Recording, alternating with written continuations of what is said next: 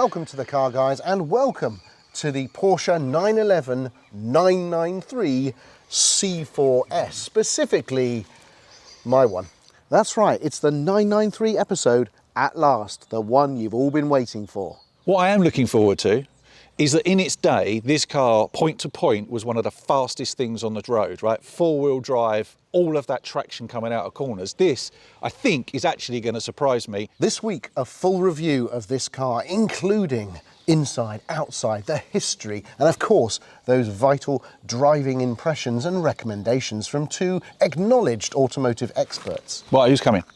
Mike Brewer. Oh, hi Mike. Hi, Mike. So if you want an in-depth review of the 993 C4S, this, my friends, is the episode for you.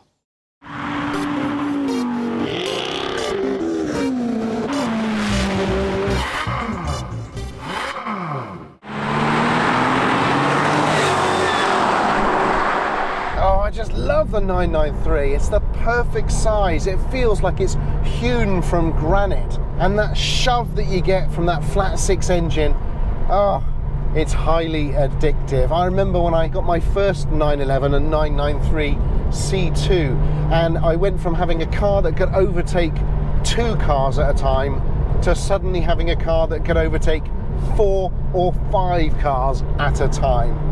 You feel like you're part of automotive racing history every time you get in one of these things. It's the engineering integrity. Now, of course, this being the C4S, that means I've got four-wheel drive and therefore a humongous amount of traction.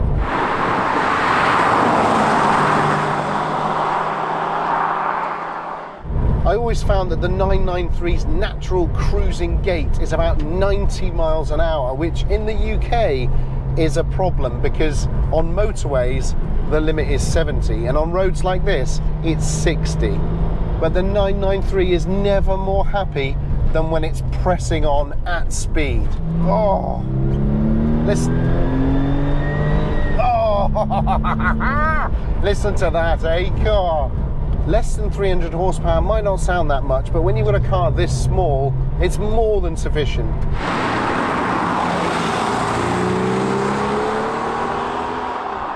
It's so nippy and darty, this thing. I can feel everything that's going on through this quite weighty steering wheel. And that's maybe the only downside of actually having the C4S rather than the standard two-wheel drive. The steering is a lot heavier. You've got 2 more driven wheels.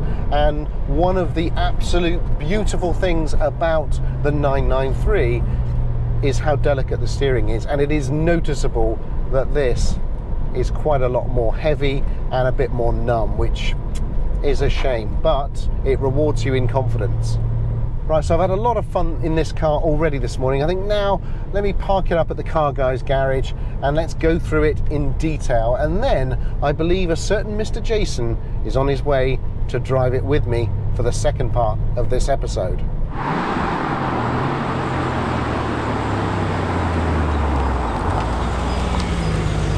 Ladies and gentlemen, may I present the mouthful that is the Porsche 911 993 C4S.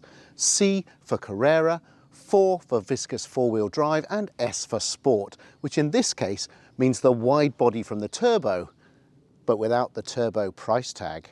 The 993 refers to the generation or body shape, with previous models referred to as the 911, 930 for the turbo, and 964s. After the 993, it was followed by the 996, 997, and then curiously, the 991, and the current one, the 992. The 993, though, holds a particular fond place in my heart because it was the first 911 that I ever owned. Here it is, a beautiful midnight blue Carrera, the base model, but many recognise it as the pick of the range.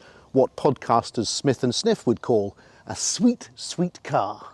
Introduced in late 1993, the 993 911, along with the Boxster, is credited with helping to save Porsche from bankruptcy following a worldwide recession and the lack of profitability of the highly engineered 964. By the time the 993 arrived, Porsche was making just 12,000 cars a year, down from 50,000.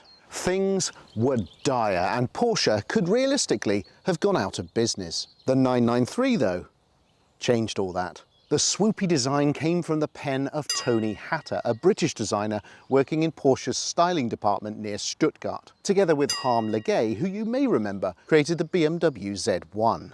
And it was also the last air-cooled 911, the end of an era that began with the 901 in 1963, 30 years of glorious air-cooled loveliness. The 993 was said to be 80% new over the 964 and featured multi-link rear suspension to further tame the 911's tail-happy ways due to the position at the engine over the back of the rear wheels. The range began with the standard two-wheel drive Carrera and Cabriolet in 1994. The latter, still, like the 964, looked like a pram in side profile. And a four-wheel drive Carrera 4 arrived in August of that year. The white-hot Carrera RS and Turbo, with over 400 brake horsepower, arrived in 1995, taking the 993 911 into true supercar territory. And even today, these cars are highly desired by collectors, with enormous premiums paid. The RS was slightly softer and more usable on public roads than the 964 RS, and there was a rare club sport in the UK called the RSR. 1996 saw the launch of the 4S you see here, and the quirky Targa was also launched and featured, unlike the removable roof panels of the previous 911s, a sliding glass roof that slipped underneath the sloping rear windows. It's fair to say that the 993 Targa never really set the world alight, because that iconic upright stance generated by the thick rollover hoops in previous models was gone, and the Targa looked like any other Carrera, only with a large sunroof. Compare that to the Targa of even today, and you can see just how bland it is. 1996 also saw one of the Halo 911s, the GT, or GT2 as many now call it, which was a crazy twin-turbo track racer homologated for the road to allow Porsche to race in GT class, and featuring exposed rivets on the wheel arch extensions and a very aggressive demeanour. Check out my review and drive of this beast in the CarGuys back catalogue. 1997 was the year of the S's, which meant we got the Carrera S and the Turbo S, both uprated and rare variants of existing models designed specifically to make collectors lose their minds. But sadly, the 993 was only ever meant to be an interim model before the cost-cutted water-cooled 996 arrived on the scene in all of its fried egg headlight glory. So the 993, as great as it was, only lasted until 1998. Just 4 years of production. 68,881 cars were produced, and then... Auf Wiedersehen. So let's talk about this particular C4S, which just so happens to be mine. This is a 1997 car, registered brand new on the 1st of August, and it has 3 previous owners who, together with me, have driven just 40,000 miles. When new, this car would have cost £75,000 plus options, and options in 1998 were a lot more modest than they are today. It's painted in a magnificent shade of forest green metallic, and that interior, well, that's called cashmere. It's an evocative combination, and it's pretty much the entire reason why I own this car. I could tell you that I spent months searching for the right C4S, and that I viewed hundreds of models before finally, forensically, choosing this one. But, ladies and gentlemen, that would be a lie. What actually happened was that I was semi-drunk and bored one night, was browsing the Collecting Cars website, and impulse bought this car based on nothing more than it looking very cool indeed. And I should stress, this is not the way to buy cars, folks. And only time will tell if I've made a colossal mistake or a shrewd purchase. But let's do this. A walk around of the C4S, let's point out its key features. Now, obviously the 993 shape is beautiful, especially when you compare it to the massive bloated models that you've got for the 991 and particularly the 992. It is such a small, pretty little shape, this. Not quite as pretty, I would say, as the 964, which is a lot sharper and more angular, and in turbo form looks just about as good as any 911 that's ever been made, but very small in modern day traffic, particularly gorgeous in this shade of green, and you hardly ever see these cars on the road now, so it's a real pleasing experience when you do. Now the wheels, as you can see, emulate the 993 Turbo, but there's a big difference. The turbos are hollow, these are not, so they are heavier than the turbo wheels, but they do look from a distance just as good. You can see this 993 has got the rear windscreen washer on it, which is quite a nice option, and also secreted in this little spoiler thing is the third brake light. As you may have noticed, the C4S is 20mm lower than the standard Carrera, and those wide rear arches from the turbo add 30mm to its width on each side. That gives it a more purposeful stance, and this car actually has spaces to nudge the rear wheels out even further. The body shell is 20% stiffer than the 964, and it has a limited slip differential. And at the front here, you've got these ellipsoid headlights flush with the wings, and also you've got the big brakes and calipers from the turbo. These air vents ahead of the front wheels and underneath the body reduces wind resistance on the tyres at high speeds. As you can see, this car is in forest green metallic, and that changes radically in different lights. At the moment, it's just out of the sunlight, so it's a very deep dark green, almost like a British racing green, but then when the sun hits it, like this, it really sparkles, it shines. It's a lot more metallic and a lot more of a brighter green. At the rear of a standard car, there is a spoiler which is flush at the back and that raises at 50 miles an hour or at a touch of a manual button in the cockpit. But of course, this particular car still features the non-standard Tech Art wing, which emulates the turbo and makes the car look particularly distinctive. In truth, I've still not decided whether to revert back to the original lid, so for now, the big wing remains. Located right at the back of all 911s is the flat 6 engine, which in this case is a 3.6 litre air-cooled power plant that puts out 285 brake horsepower, that's 251 pounds-foot of torque, and it's good for a modest 0 to 60 time of 5.3 seconds and a top speed of 168 miles an hour. This motor features Vario-Ram, which adds an extra throttle body and improves mid-range torque by about 15%. Vario-Ram was introduced in 1996, and if you're buying a 993, my advice would be get a Vario-Ram one. Open up the front boot or trunk and you've got plenty of space for luggage and access to the full spare wheel, which is set low down to protect the fuel tank and also give additional front impact protection. You can see in my boot I've actually left in the gear knob, which I'm going to have fitted fairly soon, and I've also got all the service books and some extra little bits, as well as a C-Tech charger for the battery. Now, not many people will tell you this, but the sound of a 993 door opening and closing is one of the great automotive sounds. It's got such precision, it's such a metal clang that it is like no other car. The handle itself is perfectly sized, and you've got this little catch here which you just pull and then it opens. But listen to the sound when you close it. Oh, never get tired of that. But what I most like about the 993 is just how small it is. It's just like those classic 911s of old, and from then on it started to have supersized meals and started to put on a bit more girth until the 991 and the 992, which when you sit them next to this car look truly enormous.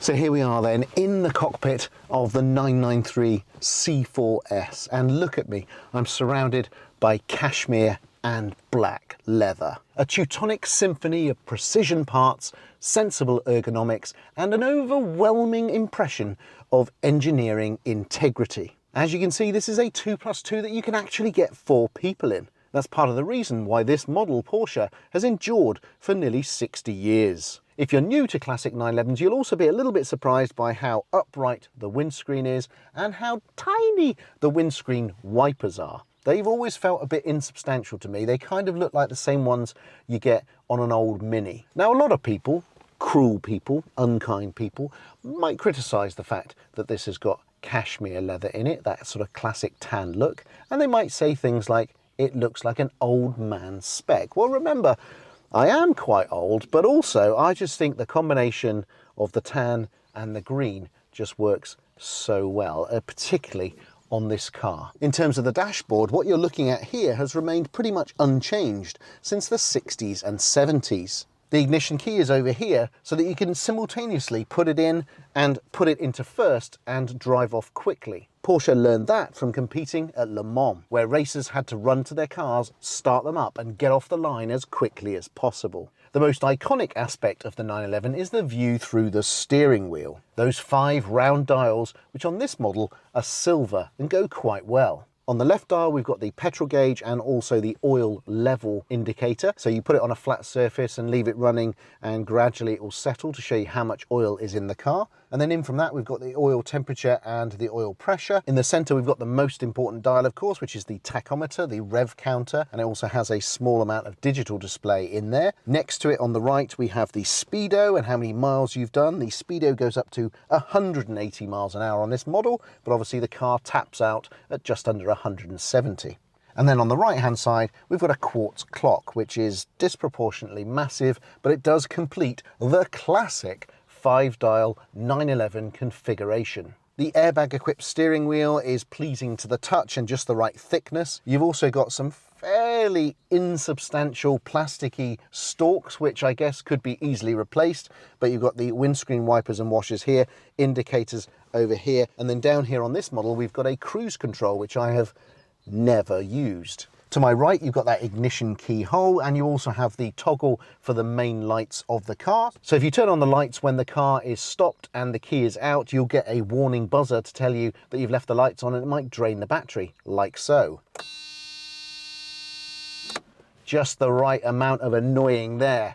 In the center of the dash, we've got the almost unfathomable classic 911 climate control air heating controls. You've got buttons here for the rear demister, you've got hot and cold, you've got the fan, you've got in this car air conditioning, and then you've got these 2 sliders which indicate where the air goes in the cabin. On classic 911s, it's almost impossible to tell what's going on here, but this one's a little bit easier to use. Got a proper manual handbrake, and we've also got here some of those incredible period compact disc holders. You push a disc into these, it pulls it in, and then you press this button on the bottom to pop it out, and that's to go into the official Porsche CD player here, which on this car doesn't really work that well. It's also worth highlighting that on this radio, every now and again when the car's warm, the radio will just cut off for about 3 seconds and then pop back on. Something needs to be done there, probably putting in one of those retro looking Blaupunkt stereos. Now you're talking. Manual gear stick here in the center, 6-speed and with reverse. This one has got a fairly horrendous 996 gear stick on it, which I've been meaning to get rid of. I think this taller one was fitted to help the previous owner change gears, make it a lot easier to get to, but I prefer the more stubby one. So I will be putting that back on at the next service. Then you've got some really cool master controls here just ahead of it. You've got hazard warning light in red, obviously. You've got the central locking. You then have this exclamation mark button, which not many people realize what it is. This car and all old 911s operate a sort of master alarm warning system, which is if there is any of the minor or major things wrong with the car that require an indicator light, you get a master exclamation mark light to draw your attention to it, because not all of them are immediately visible whilst you're driving. So you might have a little indicator light down here on and not really notice it, and so the master alarm button really brings your attention to it, and this button here is to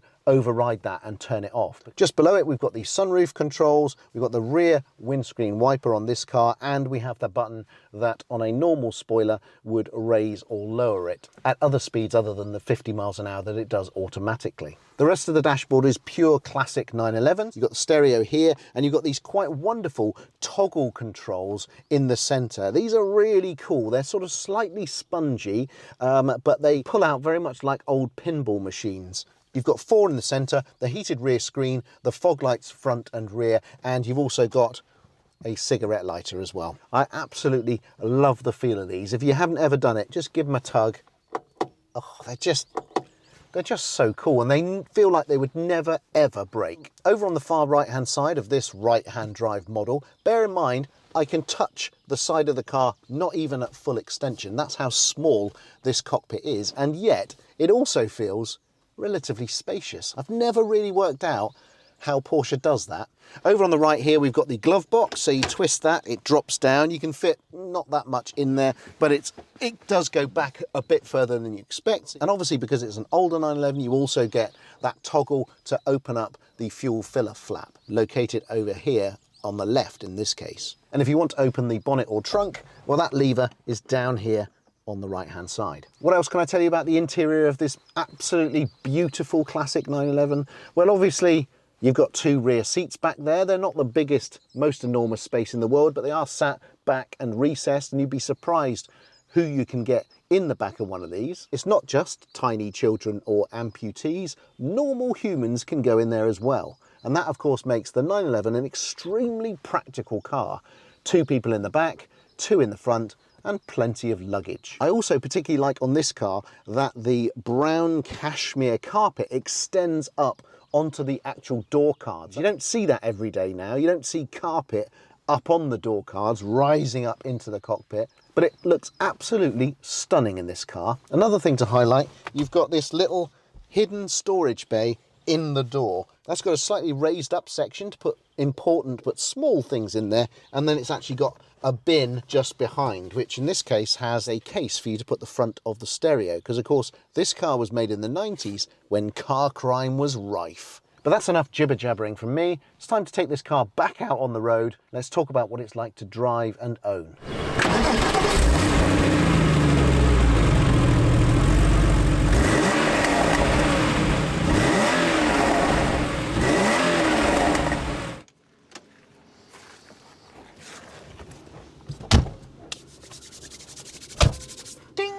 Yes, finally. Here we are. You're in the 993 C4S that I bought somewhat impetuously on a famous auction site. Yeah, I think that's a very good description of the reasons behind the purchase of this car. Because it's not exactly the Porsche I would have thought or seen you in, having, you know, you had a 930 turbo at the time. Yeah, I did want a turbo 993. They were quite a bit more money than this. I think that's an underestimation, isn't it? Yeah, I would like one of those at one point. I have lusted after them. This looks like a turbo.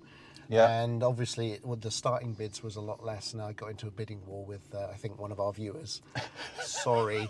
And ended up paying probably a little bit too much for it. Yeah, a little bit more than you should. But I was seduced by the green, the cashmere interior. So this is not like just old man? No, no. Oh, okay. I mean, you know, some people might say that. I actually quite like it. The beige with the, the cashmere, awkward, with whatever the special colour is outside, green. Forest green metallic. Yeah, no, I like it. It's a good combination. Here we go then. Let's do it.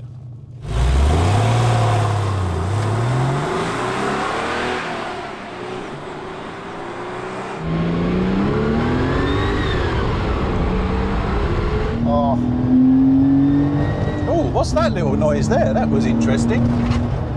Sound of the rear wing coming off? No, it was a kind of an intake noise where it kind of went all kind of boomy and lovely. It did, yeah. Yeah, it's like, that's what cars used to be like. Yeah. In the 90s, cars used to sound fantastic. Yeah, I remember those, the good old days. The ride quality, I think, is very good, actually. There's no real squeaks and rattles in here, are there? No. It's screwed together very, very well for a 25-year-old car. Yeah, funnily enough, the only squeak and rattle in this car is the GoPro to my right ear. It's a very relaxed car. It's very long geared. Yeah. So you can stay in sort of quite low gears on sort of roads like this, not really have to worry about changing up too much because it's just got the capacity to do it. It sounds great. It's a lovely, deep, muscular sound, and the whole car, to me, feels really muscular. Manly. Yeah, it's a big, beefy old thing, this. Yeah, the It's more also modern. quite noisy, isn't it? It is quite noisy, yeah. I mean, I'm used to that with the GT3 Touring, which is a very loud car, but with this, you just get to enjoy that noise, that beautiful engine slung out the back. And this is a particularly low mileage version. 40,000. So yes. And it's 25 years old. Can you Is believe it? it? 25? Crikey. You never see these cars on the road anymore. No one drives 993s, and it's a shame because when you see it in the modern circumstances, it just looks amazing. Look how thin the A-pillars are. I know. Great visibility all round. I mean, this thing has been honed over many, many years. That was scraping again. Yeah, so I'll tell you about the scraping. I mean, it's not like serious scraping, it's kind of gentle scraping. When I drove it down the motorway from Scotland, didn't quite notice the scraping, but as soon as you get onto a bumpy road like this, yeah, you notice it a lot. Yeah. The previous owner put spacers on the wheels on the rear to make them fill the arches more, Right. and also the weight of the Tech Art wing, which is on the back, probably puts a little bit more pressure on the back as well. So you do tend to get, on rough ground like this, your little scuffy noises. You've changed. Because frankly, if any of your cars had done that before, you would have a look on your face like your lungs had been ripped out. Well, I've had time to get used to it, you see. You don't care, do you? Unbelievable. So the trade-off is, you see, the car looks super mean inside profile and nice and low. Yeah. But yeah, there's a slight compromise in ride height on roads like this. Yeah.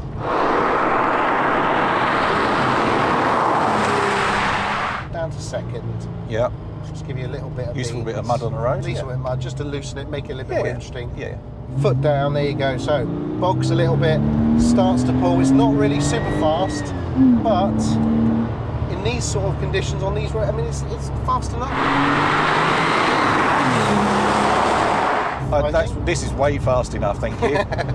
It's way fast. That's way. As we quick enough. flick into this corner here, Oh make my use of the four-wheel drive. Oh, that's Oh. fine. Look, a bit of understeer. Classic four-wheel drive Porsche understeer there. Today, in real world, this will be blown away by a moderately driven Mercedes A45 or whatever, AMG. Yeah. So it's not ludicrously quick, and obviously the C4S is heavier. To me, it feels like the equivalent of the modern GTS. It's the one that's loaded up, it's a bit more luxury, Yeah. and it's more for touring, really, than track work. Well, I think it's time for you to drive it, my friend. Oh.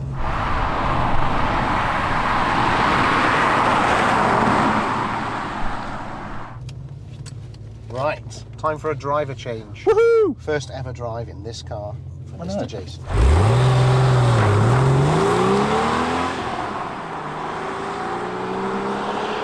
Right, steering wheel, very large. This short little dashboard, you forget how close everything was. Yeah, exactly. Right, I mean, literally, and I've got a big old nose and I'm nearly touching the windscreen on this. Yeah, steering's heavy. Putting that four-wheel drive system in there, you lose all of that lovely bounciness that you get out of old Porsches. Yep. You can almost feel it fighting you. You forget with Porsches how much you have to drive them on the throttle. They're like the jet ski. If you haven't got any throttle on, it doesn't go round corners. You have to kind of apply a little bit of throttle just to get the thing to turn in. You know, naturally aspirated engine, so if you floor it in low gears, you're going to get a bit of bogging down where it just tries to find itself. Not like those modern turbo units with their sort of ability to fill in the torque curve. Clever, spinny. Yeah, you can feel it really start to breathe at about 3,000 RPM. It starts to come into its own a little bit. You can feel how long geared it is. Oh, it's ludicrous. You could just stay in third all day. All if you day. want it. Yeah, it's amazing. The four-wheel drive system, I'm finding it almost a bit of a hindrance. You want to get on the power quite a bit earlier through the corner than you probably would in a car with the engine at the front. And the four-wheel drive is causing understeer. It's all a bit, it just feels a bit disjointed. To me, the four-wheel drive gives a lot of confidence, but it also pushes wide a lot, which is a little bit terrifying. But if you lift off a bit, because it's four-wheel drive, it kind of keeps you back in line. It's not going to flip out and spin off the road as much as the normal two. Oh, no. Because I've always liked the look of the 993, and I always think that it doesn't look quite as good when it's wrapped around a tree. Never looks as good. I think. The banana spoils the lines. spoils the lines, yeah. Maybe I'm just driving it wrong. Maybe I just need to change the way I drive it. What do you mean? Scare the living crap out of me, you mean? Yeah. Oh. That was top of the list. Now you see, I don't like the way that the front looks on the 993. They went, in my opinion, way too soft and wobbly, and yet the 959, which is essentially based on this shell, is one of the greatest cars Porsche's ever built. Driving this car a lot reminds me how horribly jarring the 996 cockpit was, because they really took basically the Boxster configuration and put it in a 911.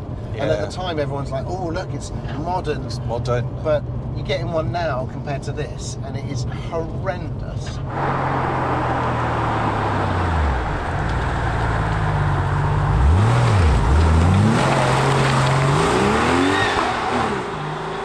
Wow, yeah, there we go.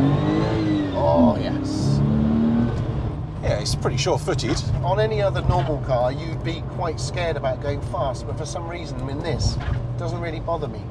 I'm certainly not as frightened as I would be in a Carrera 2. Or a Carrera GT. Or a Carrera GT in these conditions, yeah. What do we like about this? I like the way it looks, and I think it's got a great stance. It does look proper. It looks really very proper. Yeah. I like these seats too. These seats are very lovely, aren't they? Definitely comfort spec, aren't they? Yeah, really, really They've got nice. a nice bit of bolster. They sort of hold you in place, but they're very comfortable.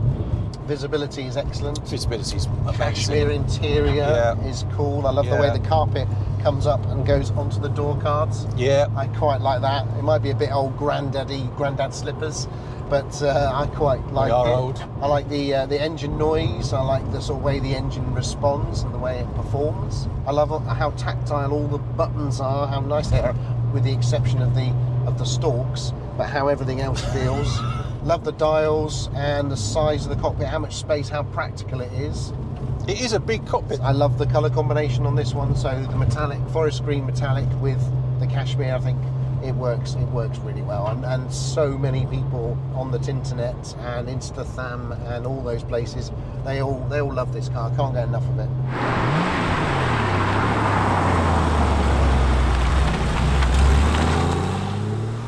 And then what do we don't like? I don't like that four-wheel drive. I still don't like that four-wheel drive. Yeah, steering response, steering heaviness is a problem. It's the big downside, I think, of this model. The C4S is maybe a little bit too lazy for me as a spec, too comforting, but without the extra blitzing power of the turbo. That's why I think the turbo probably is the one to get, because you've got the combination of the sort of touring spec, but you've got loads more power. So you can really press on. This has got turbo brakes, by the way, so it's got turbo calipers, turbo. Oh, so it does. I mean, I noticed the brakes do work particularly well. Yeah. But that's Porsche brakes for you. I don't think I've ever got into a Porsche and gone, oh, I wonder if the brakes are going to work. Yeah. So I don't regret that I bought it often. It's great fun. I'm glad that I've owned it. Is it a keeper for the garage?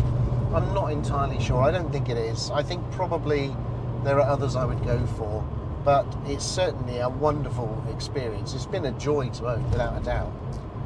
I have to be honest, it is a lovely, lovely thing. Despite my reservations about the way that it looks at the front, it is still a brilliant, brilliant car.